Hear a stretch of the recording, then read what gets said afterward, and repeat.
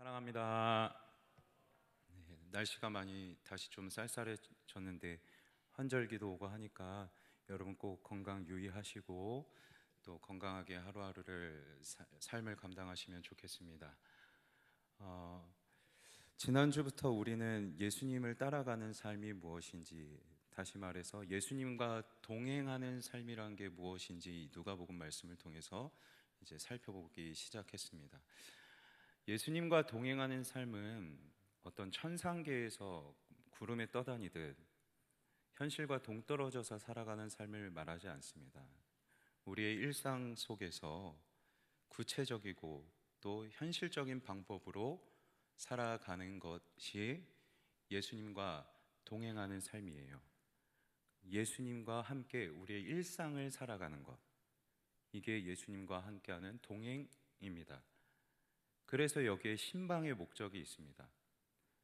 여러분의 현장으로 찾아가서 여러분의 아픔도 듣고 어려움도 듣고 또는 위로도 하고, 마지막으로는 여러분의 현장에서 살아가는 그 삶을 어떻게 말씀대로 살아갈 수 있을 것인가 라고 제안해 드리는 것, 여기까지가 신방의 목적이라고 할 수 있습니다. 저에게도 특별한 기억에 남는 신방 한 가지가 있습니다. 1년하고도 좀 전이었는데 제가 그때 중등부 사역을 하고 있었잖아요. 백석의 한 아이스크림 가게에서 중학생 친구 한 명을, 여학생을 신방하고 있었습니다. 교복을 입고 있었습니다. 막 힘든 이야기를 하다가 이 아이가 베스킨 라빈스에서 막 울기 시작하는 거예요. 얼마 뒤에 경찰이 왔어요. 웬 무섭게 생긴 아저씨가, 덩치는 커가지고 앞에 앉아서 애가 울고 있으니까 위협을 가한다고. 그래서 대화하던 거 멈추고 지구대에 가가지고 조서 쓰고 왔습니다. 근데 제가 거기서 멈추지 않았어요. 왜냐하면 신방의 목적은 단순히 위로해서 멈추는 것이 아니니까. 그래서 조서 쓰고 나와서 그 친구한테 전화했습니다. 아까 너의 이야기를 내가 들었는데 이렇게 해야, 이렇게 행동해야 하나님께서 기뻐하시지 않겠니? 라고 또 제안을 했죠. 왜냐, 여기까지가 신방이니까. 이렇게 해야 이 친구도 그의 일상에서 하나님 말씀대로 살아갈 수 있지 않을까요? 결국 하나님과 동행하는 것은 우리의 현실과 동떨어진 삶을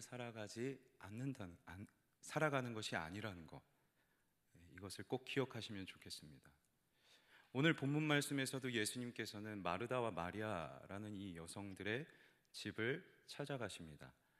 바꾸어 말하면 예수님께서도 신방하시는 거죠. 지금 가정 신방을 하고 계시는 거예요. 그런데 이 시대만 해도 남자가, 또 지금 예수님께서 제자들과 함께 계시거든요. 많은 남성들이 여성의 집에 방문하는 것은 결코 있을 수 있는 일이 아니었습니다. 구약 시대에도 여성의 지위는 상당히 낮았는데요. 구약 시대를 지나서 예수님께서 오시기 직전인 시대를 중간기 시대라고 하는데, 이 중간기 시대 때 기록되어 있는 한 문장이 있습니다. 한 글귀가 있는데 그것을 한번 화면을 통해 확인하시겠습니다. 네, 여자들과 함께 앉지 마라. 이는 옷에서 좀이 나오듯이 여자로부터 여자의 심술이 나오기 때문이다. 여자의 친절보다 남자의 심술이 낫나니 여자는 치욕과 비난을 낳을 뿐이다. 여성의 지위에 대해서 이 중간기 시대 때 인식이 어땠는지 잘 보여주죠. 그런데 신약 시대는요, 이 중간기 시대 때보다 여성의 지위가 더 바닥을 쳐요. 그만큼 여성들에 대해서 아주 무시했던 시대가 이 신약 시대였습니다. 그런데 이 시대에 예수님께서 여성의 집에 방문하고 계신 거예요. 결코 있을 수 없는 일이었습니다. 결코 있을 수 없는 일, 아무도 하지 않았던 일을 굳이 하시면서까지 예수님께서 이 여인의 집에 방문하시는 것은, 바꿔 말해 이 여성의 일상에 예수님께서 찾아가시는 것은 그만큼 그녀의 일상 속에서 예수님이 가르쳐 주셔야만 하는 것이 있었던 거죠. 꼭 꼭 말씀하셔야 되는 것이 있었던 거예요. 우리의 일상 가운데 찾아오셔서 오늘 주님이 말씀하실 겁니다. 오늘 우리가 받는 이 말씀은 그냥 이 안에서 사색적으로 이념적으로 받고 나아가는 말씀이 아니라 일상 가운데 찾아오셔서 일상을 이렇게 살아가야 한다는 예수님께서 우리에게 주시는 말씀임을 기억하는 우리 청년들이 되면 좋겠습니다. 그런데 우리는 여기서 우리의 일상 가운데 찾아오신 예수님의 말씀을 받기에 앞서 먼저 우리가 우리의 일상생활을 한번 면밀히 돌이켜 볼 필요가 있습니다. 나의 일상은 어떻게 살아가고 있는지, 나는 일상생활을 정말 예수님과 동행하며 살아가고 있는지 한번 우리의 모습을 면밀히 좀 돌이켜 볼 필요가 있겠죠.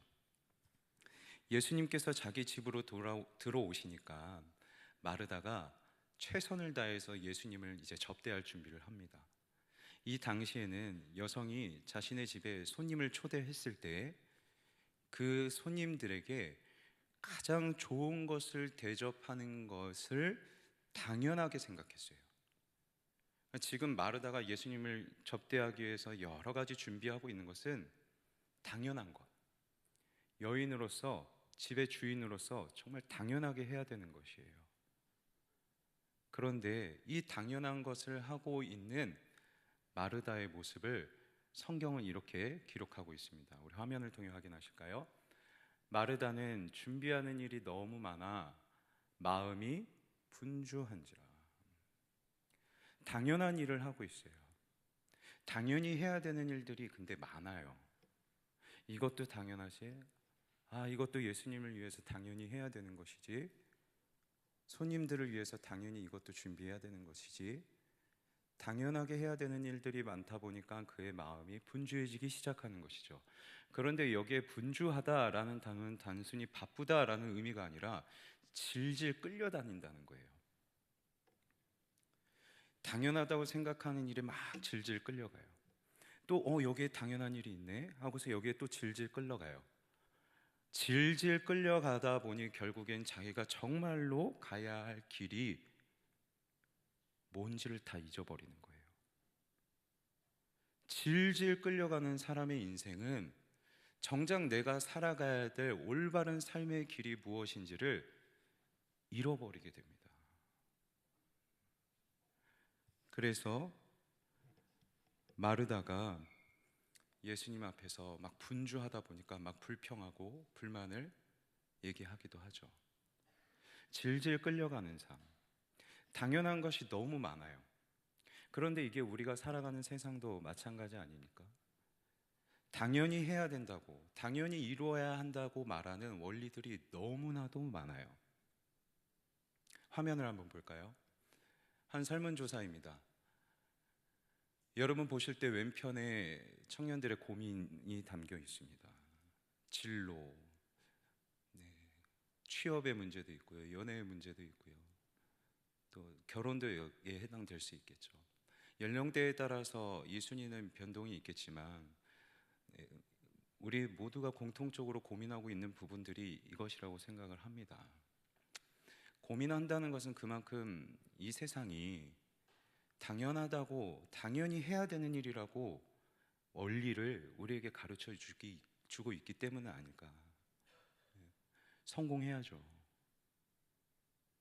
행복해야죠. 안정적으로 살아가야죠. 이 안정과 성공과 행복이라는 원리를 세상은 내세우면서 이러기 위해서는 우리는 좋은 진로를 선택해야 돼요.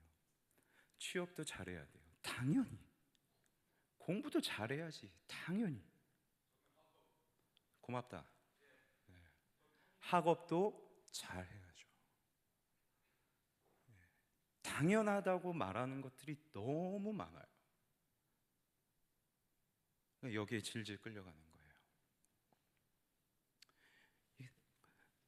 취업 잘해야지. 좋은 직장 가야지. 그러니까 여기 막 이 원리에 질질 끌려가고, 결혼 잘해야지. 안정적으로 결혼해야지. 그러니까 여기에 또 질질 끌려가고, 좋은 대학 가야지. 또 여기에 질질 끌려가고. 분주해요. 열심히 살아요. 그런데 오른쪽을 보면 청년들이 이 고민을 안고 살아가는, 질질 끌려가면서 나름 열심히 살아가고 있는 청년들이 멘토를 찾아가서 묻고 싶은, 질문하고 싶은 질문 1위가 자아성찰입니다. 내가 누군지 모르는 거예요. 내가 왜 살고 있는지, 내 삶의 목표와 내 삶의 정체성과 가치관을 다 상실해가고 있는 것이죠. 그저 세상이 가르쳐주고 있는, 이건 당연한 거야, 이건 당연히 해야 되는 거야, 여기에 그냥 질질 끌려 살아가다 보니까 나라는 존재 자체에 대한 정체성이 없어요. 나는 누구이고 무엇을 위해 살아가야 되고 왜 살아가야 되는지 목표도 다 상실한, 삶의 가치와 삶의 정체성을 다 상실한 시대가 바로 우리 청년의 시대가 아닌가 저는 생각합니다. 그래서 열심히 살아요. 열심히 해요. 바쁘게 살아요. 스케줄이라는 단어가 있습니다. 이 스케줄이라는 단어는 스케데라는 헬라어에서 비롯됐는데, 이 스케데라는 단어는 스케조라는 단어에서 파생된 단어입니다. 이 스케조라는 단어는 쪼개는 거예요. 그러니까 스케줄이라는 게 우리의 시간을 쪼개서 쓰는 거죠. 바쁘게 당연하게 해야 될 일들이 너무 많으니까 이 원리를 질질 끌려 살아가기 위해서는 우리의 시간을 막 쪼개서 써야 되는 거예요. 그런데 시간만 쪼갤까요? 여기서 파생된 단어가 스케조플라이니, 정신분열증입니다. 시간만 쪼개는 게 아니에요. 시간을 쪼개며 세상의 원리에 따라서 바쁘게 살아가는데 내가 쪼개지는 거예요.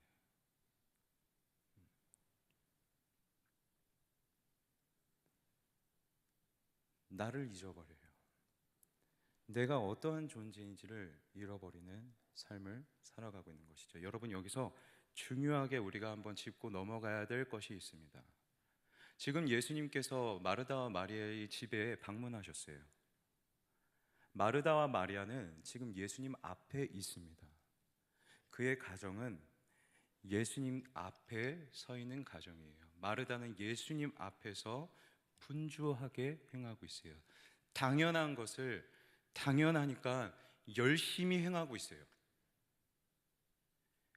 하나님 앞에서 코람데요. 우리도 압니다. 우리가 살아가는 우리의 일상의 터전이 코람데요, 하나님 앞에서 살아가고 있음을 우리도 압니다.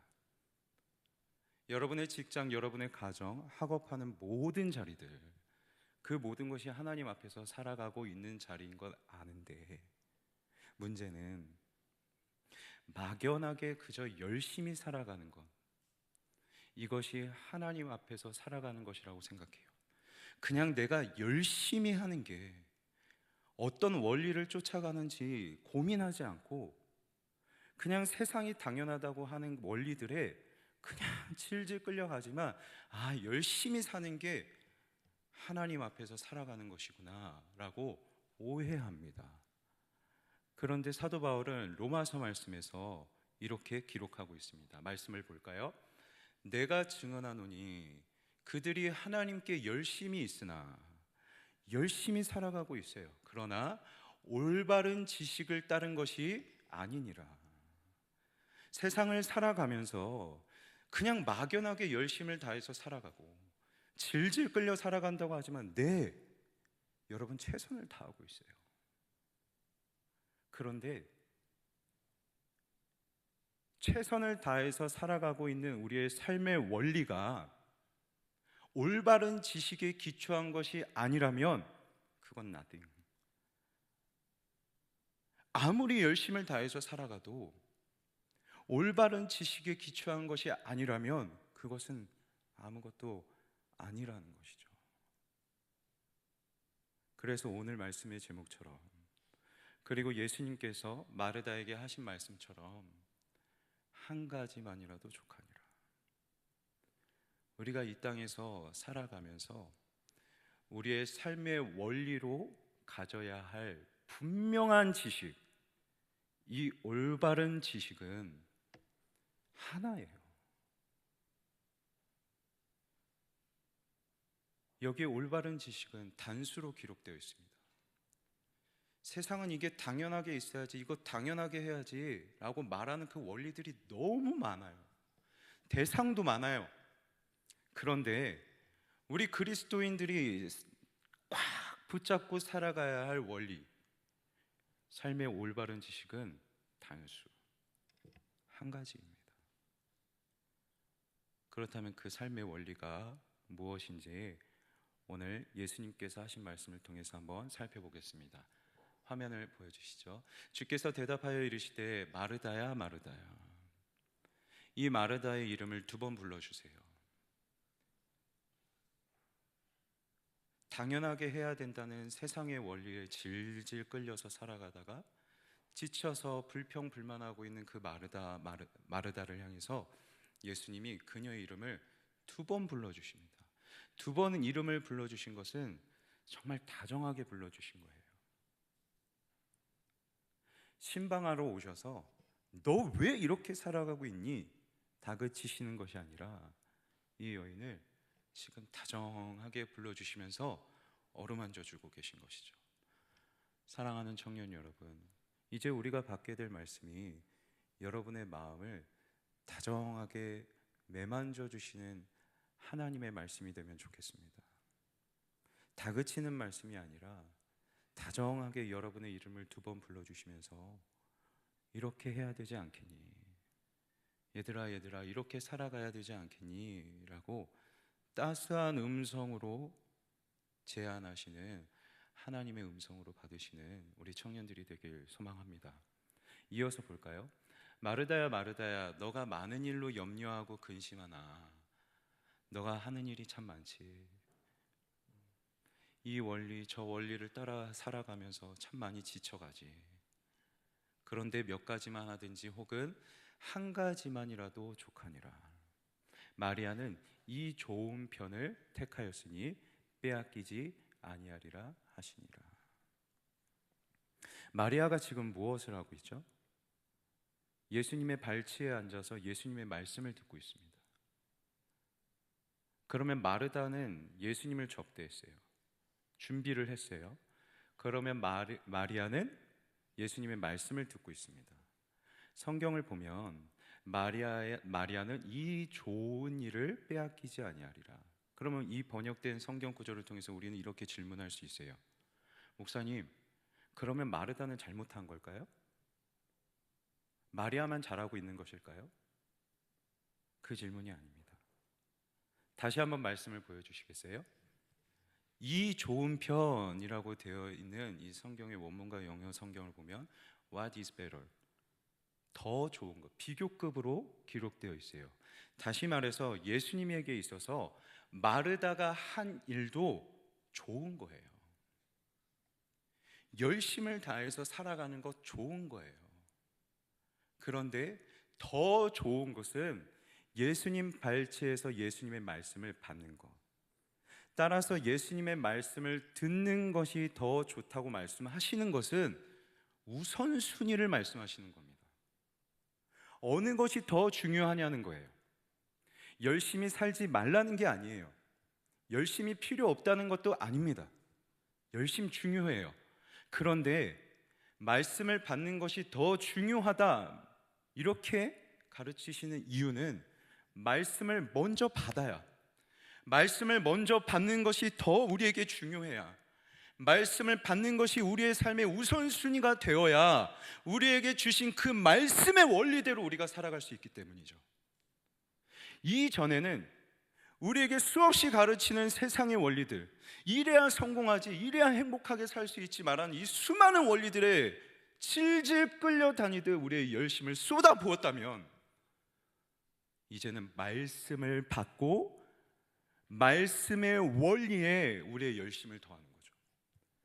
우리의 일상생활이 말씀의 가치관과 하나님 말씀의 원리에 살아갈 수 있도록 우리의 열심을 더하는 것, 이렇게 해야 되지 않겠니?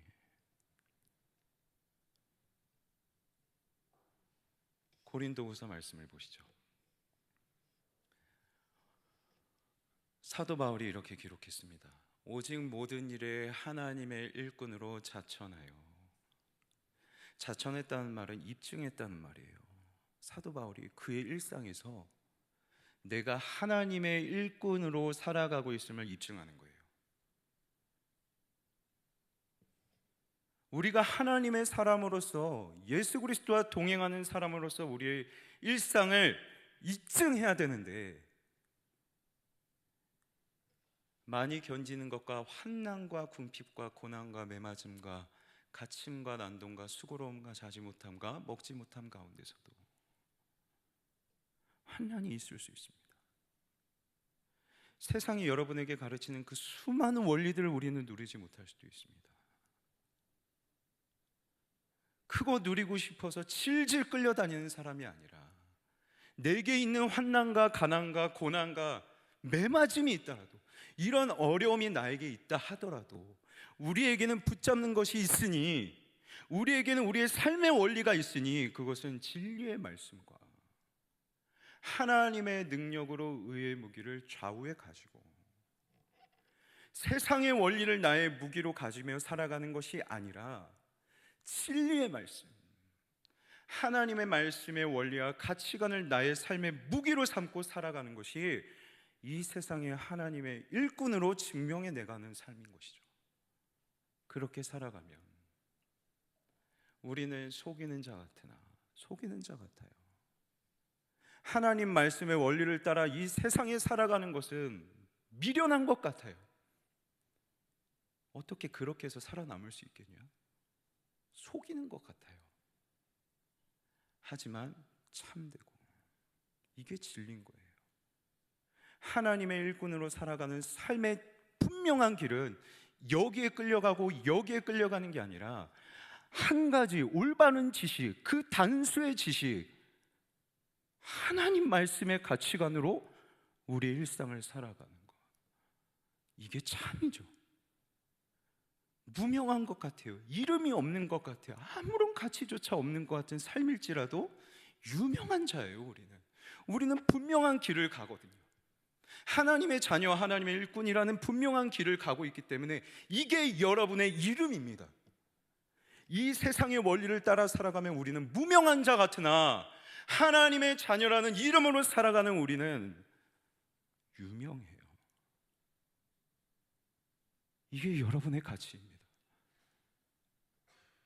보라, 우리가 살아있고 징계를 받는 자 같으나 죽임을 당하지 아니하고, 근심하는 자 같으나 마음에 염려도 많고 두려움도 많고, 내가 이 세상에서 살아남을 수 있을까? 하지만 말씀의 원리대로 살아가면 기뻐하고, 가난한 자 같으나 아무것도 가진 것이 없는 것 같고, 이 세상에서 내가 누릴 수 없는 것 같다, 내 심령이 곤고한 것 같으나 도리어 많은 사람을 부유하게 하고, 하나님의 일꾼으로 살아가면서 나를 통하여 다른 사람들이 하나님을 알게 되고 생명을 얻어요. 부유하게 하고, 아무것도 없는 자 같으나 모든 것을 가진 자로다. 이게 우리의 길이에요. 이 자리에 앉으신 우리 사랑하는 일상교회 청년 여러분들이 걸어가셔야 될 길입니다. 세상의 지식과 세상이 말하는 다양한 원리에 끌려다니는 것이 우리의 삶이고 우리의 정체성이 아니에요. 정체성은 있어요. 그런데 자꾸만 다른 정체성을 따라 살려고 하다 보니 내 진짜 정체성을 잊어버리는 거죠.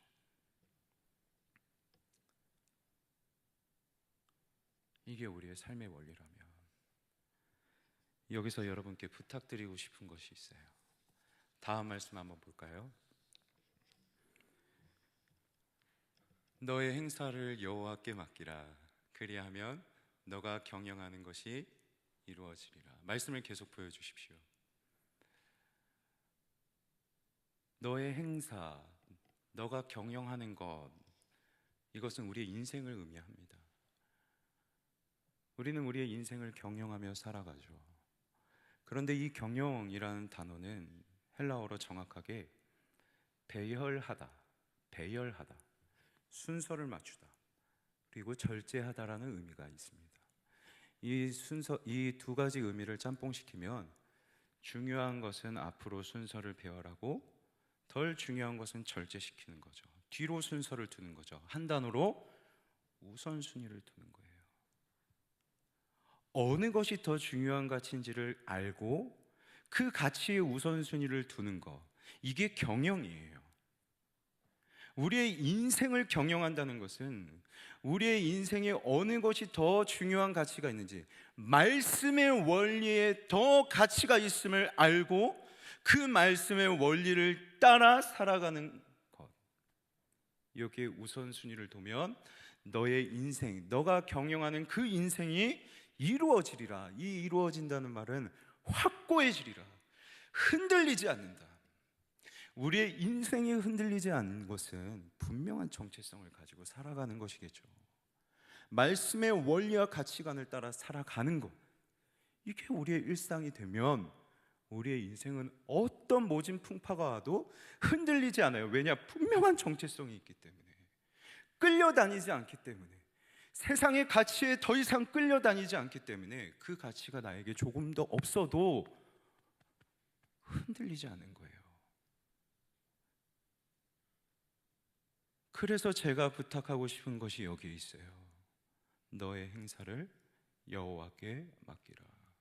맡긴다라는 말은 큰 바위가 내리막길을 굴러가는 거예요. 굴러간다라는 의미가 있습니다. 큰 바위가 내리막길을 굴러가기 시작하는 순간 그 바위를 막을 수 있나요?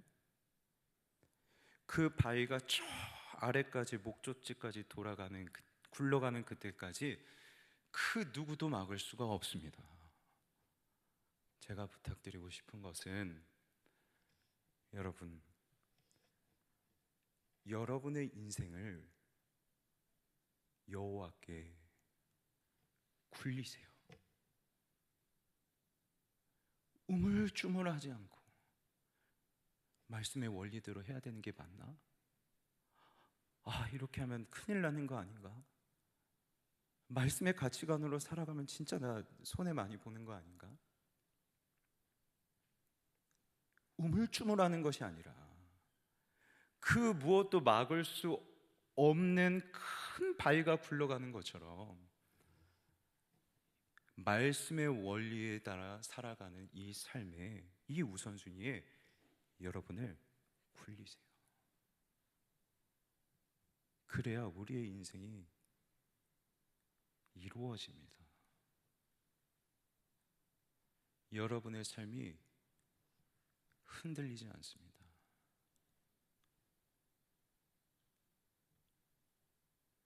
예수님께서는 지금 마리아에게 이 말씀을 가르쳐 주고 계십니다. 발치에 앉아서 말씀을 받는다는 것은 제자가 되었다는 것을 의미해요. 당시 랍비들은 자신의 제자를 자기의 발치, 발 앞에 두고 가르쳤어요. 그런데 이 시대에는 랍비들은 여성을 가르치지 않았습니다. 여성을 가르치는 것은 치욕으로 여겼거든요. 아무도 하지 않는 굳은 관습을 기어코 깨뜨리시면서까지 예수님께서 이 여인의 일상에 오셔서 이 말씀을 가르쳐 주시는 것은, 다시 말씀드립니다, 우리의 일상에서 반드시 우리는 말씀의 가치관으로 따라 살아가야 하기 때문에, 반드시 우리가 이 길을 걸어가야 하기 때문에 예수님께서 굳이 모든 관습을 깨뜨리시며 이 여인을 찾아와서 가르치고 계신 것이죠. 말씀을, 관습을 깨뜨리면서까지 가르치시는 것은 말씀 받는 것이 정말 중요하고 말씀대로 살아가는 것이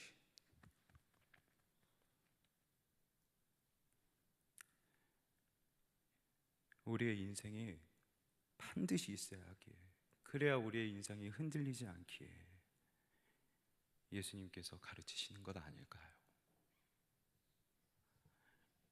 오늘 예수님의 말씀은 따뜻하게 마르다야 마르다야, 여러분의 이름도 2번 불러가시면서 따뜻하게 전해주시는 말씀이기도 하지만, 그 예수님의 음성 안에는 우리가 하나님의 말씀에 그 원리대로 살아가기를 바라는 우리 주님의, 우리 삶의 주인의 간절함도 담겨 있습니다.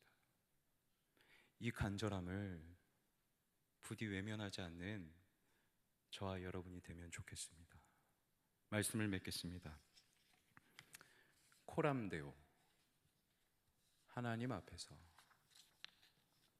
앞에서 우리는 우리의 열심을 내며 살아가는 것, 막연하게 우리의 열심을 다해서 최선을 다해서 살아가는 것, 이게 코람데오는 아닙니다.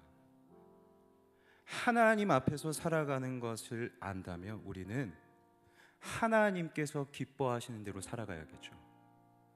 하나님께서 기뻐하시는 삶이란 세상의 원리를 질질 끌려 따라 살아가는 것이 아니라 말씀의 가치관으로, 말씀의 원리에 따라 살아가는 것, 이것을 정말 간절하게 원하셨기 때문에 그 어떤 관습도 깨뜨리시면서까지 찾아오시고 일상 가운데 오시고 그리고 가르치시는 것이죠. 여러분 일상에 하나님이 계십니다.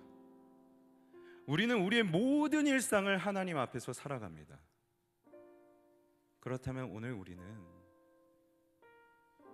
내 인생의 가치관을, 삶의 원리를 말씀에 두고 거기에 내 인생을 굴립니다. 오늘 여러분의 인생을 여호와 하나님께 맡기는, 여호와 하나님 그 말씀의 원리에 여러분의 인생을 큰 바위처럼 굴려내는 시작이 되길 바랍니다. 이 말씀을 가지고 일상으로 가서 말씀의 원리대로 따라 살아가기로 몸부림하는 주의 청년들, 우리 사랑하는 일상교회 청년들이 되길 주님의 이름으로 간절히 소망합니다.